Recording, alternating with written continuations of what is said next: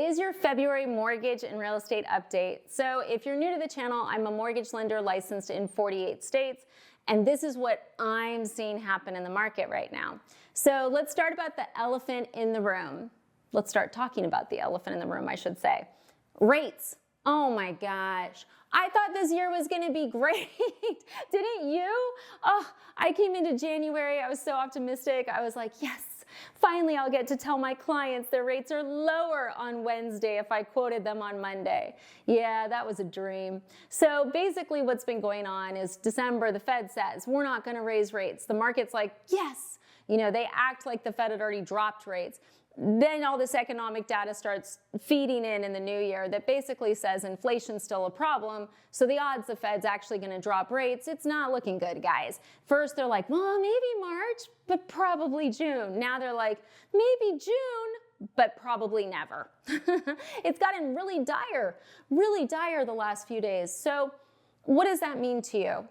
Well, it means there's going to be volatility again. So it's the story where, you know, you're talking to a lender, or maybe you're getting a conventional loan. On Wednesday, you're like, where are rates? They're like 6.875. You're like, okay. And then on Tuesday, you're like, where are rates? And they're like 7.5. And you're like, what?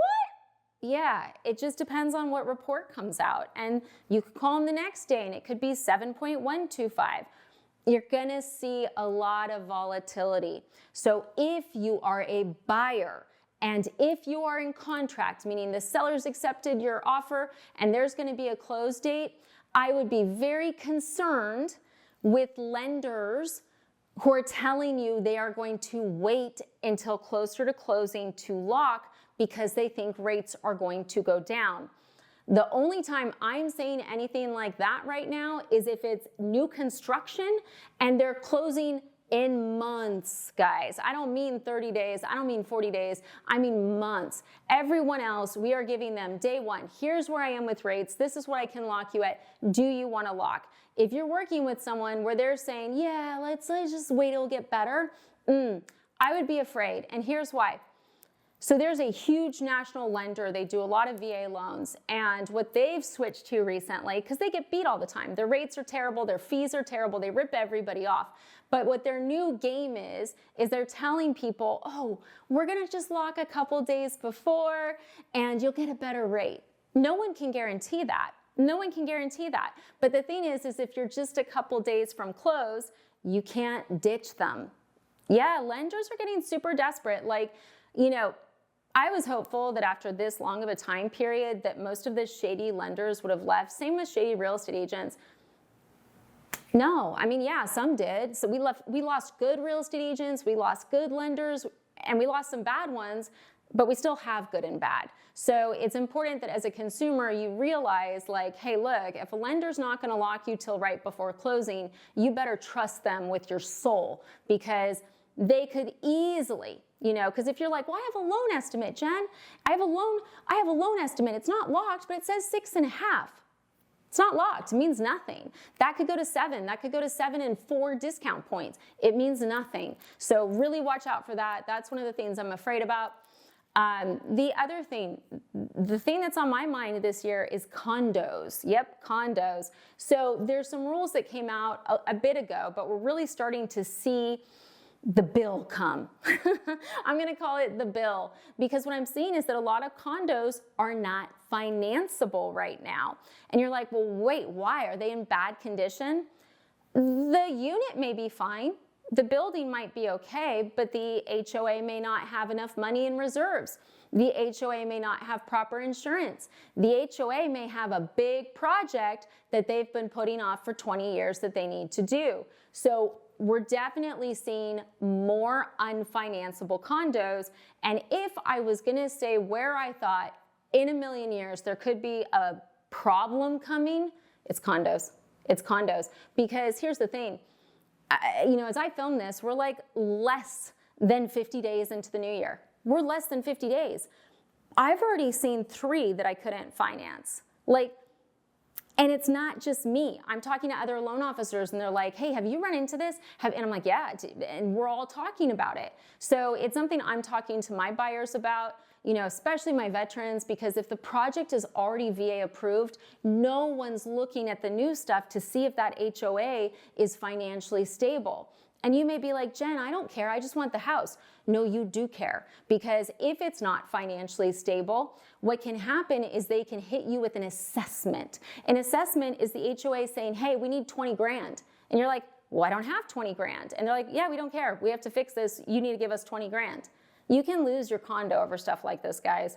You don't have a choice. So if you're a veteran and getting a VA condo that's already been approved, it could have been approved 20 years ago, it's gonna be on you to review all the condo docs. And I do have a video about that coming out, but I wanna make sure I bring to everybody's attention that if you're buying a condo, you need to be looking at the budget, you need to be reading the HOA minutes, you need to be doing as much detective work as possible, okay?